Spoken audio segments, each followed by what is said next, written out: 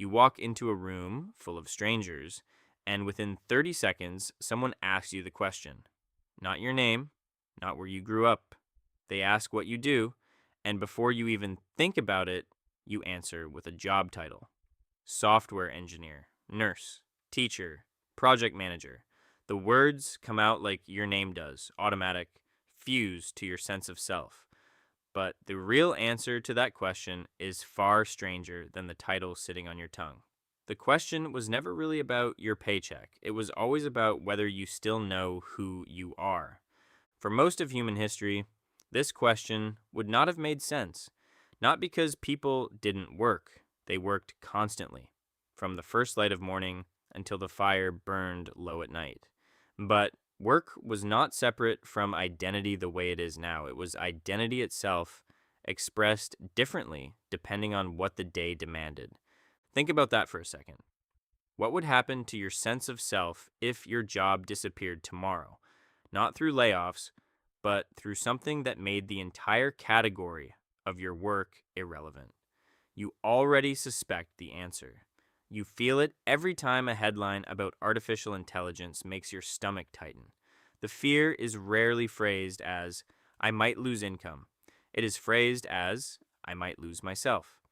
The anthropologist James Sussman spent decades living among and studying the Juhuanzi, a hunting and gathering people in the Kalahari. What he documented overturns almost everything modern life assumes about work and identity. Among the Juhuanzi, there was no fixed job title. A person might track animals one day, repair tools the next, settle a dispute the day after that. Roles shifted constantly. And yet, identity was never vague or unstable. Everyone in the band knew exactly who was the best tracker, who could be trusted with a wound, who told the stories worth remembering. Contribution was visible, immediate, and judged by people who actually knew you. Your value was not a title, it was a reputation built daily in front of witnesses who mattered. Notice what that arrangement did not require. It did not require a resume. It did not require an external institution to certify your worth. It did not require strangers to validate you. Your identity was anchored to a small, known circle that watched you contribute day after day and adjusted its opinion of you based on what it actually saw. Now compare that to the question you answer at parties. Your job title is not judged by people who know you. It is judged by an abstract labor market, by recruiters skimming a screen, by an economy that has never met you and never will. Somewhere between the campfire and the cubicle, identity stopped being something earned in front of witnesses and became something assigned by a system. How did that happen? And why does it feel so fragile now? Part of the answer comes from developmental psychology. Erik Erikson, the psychologist who gave the world the modern concept of identity crisis, argued that the central task of adolescence and early adulthood is forming what he called ego identity, a stable sense of self that holds together across roles and contexts. In industrial and post-industrial societies, Erikson noticed something specific. Vocational choice had become one of the primary anchors of that identity. Choosing a career was no longer just choosing a way to earn money. It had become one of the main ways a person answered the question, who am I? That is a relatively recent psychological arrangement, not an ancient one. For most of human existence, identity was distributed across kinship, community role, and reputation. Industrial society narrowed it down to a single load-bearing pillar: your job. A single pillar is efficient until it isn't. And this is where the unemployment researcher Marie Jahoda becomes essential to understanding what is actually at stake when work disappears.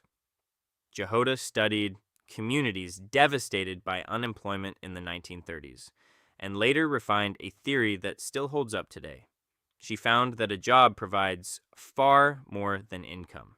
It provides time structure, organizing your day into a rhythm you'd otherwise have to invent yourself. It provides regular social contact outside your chosen circle. It provides a sense of collective purpose, the feeling that your effort connects to something larger than you. It provides status, a place in a social hierarchy that others recognize. And it provides activity, a reason to apply yourself to something with consequences. Jehoda's most striking finding was this: when researchers gave unemployed people enough money to replace their lost income, the psychological damage did not go away. The money fixed the wallet. It did not fix the identity. That distinction matters enormously right now because it tells you something AI cannot solve with a universal basic income, even if every economist agreed to try. Jehoda's research came out of a town called Marienthal, where a single factory closure had thrown almost the entire community out of work at once. She watched men who once organized their whole day around a shift schedule slowly lose the ability to organize anything at all. Some stopped checking the time. Some stopped leaving the house with any sense of purpose, even to run errands that needed running. It wasn't laziness. It was a structure collapsing from the inside, with nothing built to replace it. The factory had quietly been performing 5 separate psychological jobs at once, and only one of those jobs was paying people money. So, if income was never really the core of the wound, what is? Here is where the story gets stranger, and where artificial intelligence stops looking like an economic disruption and starts looking like an identity disruption. Consider an experiment run by the behavioral economist Dan Ariely, along with colleagues Emir Kameneta and Drazen Prilek. Participants were paid to build small Lego structures, with the pay decreasing slightly for each new build. One group watched their completed Lego sets get placed on a shelf in front of them, visible, intact, accumulating. Another group watched their completed sets get disassembled immediately, right in front of their eyes, before they were handed the next box of pieces. The pay was identical in both conditions. But the group whose work was destroyed in real time quit far sooner and built noticeably fewer sets overall. The money was the same. The meaning was not. What kept people working was not the wage. It was seeing a visible, intact thread connecting their effort to something that remained real. Now, look at what generative AI quietly does to that thread. You write a draft, and a model polishes it until you're unsure which sentences are still yours. You sketch a design, and a model finishes it so smoothly that the line between your contribution and its contribution disappears. You write code, and a model refactors it until the architecture is no longer fully traceable to a decision you made. This is not simply a machine doing your job. It is something closer to the Lego experiment running quietly in the background of your entire career. The structure still gets built, but you can no longer point to it and say, clearly, that part is mine. This is the real threat hiding underneath all the headlines about automation and layoffs. The headlines focus on jobs lost, which is real and serious and deserves attention. But underneath the economic story is a psychological one that gets almost no airtime. When a role disappears, you can retrain. When the visible link between your specific skill and a specific outcome disappears, retraining doesn't fully help because the wound isn't I have no income. The wound is I can no longer prove, even to myself, what I uniquely contributed today. You can see this mirrored already in how people talk after layoffs in industries AI has touched first: writers, illustrators, customer service workers, junior analysts. The financial anxiety is obvious and openly discussed, but listen closer. And a quieter sentence repeats across nearly every account: I don't know who I am without this. That sentence is not really about money.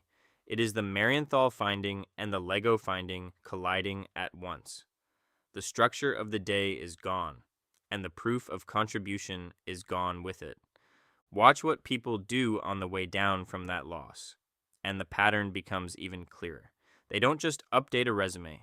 They rewrite a LinkedIn headline, searching for new words to stand in for the old title, as if the right phrase might restore the missing thread on its own. Severance checks arrive, sometimes generous ones, and the relief lasts about as long as it takes to deposit them. Jehoda would have predicted exactly that. The money lands, the calendar still empties out, and the identity vacancy stays right where it was, untouched by the deposit. There is something almost funny about where this leaves you, standing at a party, still being asked what you do. The question hasn't changed in 100 years, but the ground underneath the answer has shifted completely. A job title used to imply a stable, demonstrable thread between your effort and a result the world could see and value. For a growing number of people, that thread is fraying. Not because they stopped contributing, but because the systems built to absorb and amplify human contribution have started absorbing it so completely that the contribution itself becomes invisible. So, where does that leave identity if the industrial era pillar that has held it up for 2 centuries is wobbling? Maybe the oldest model has something to offer the newest problem. The Zhu Huanzi never needed a title to know who they were, because their worth was witnessed directly, constantly, by people who actually knew them.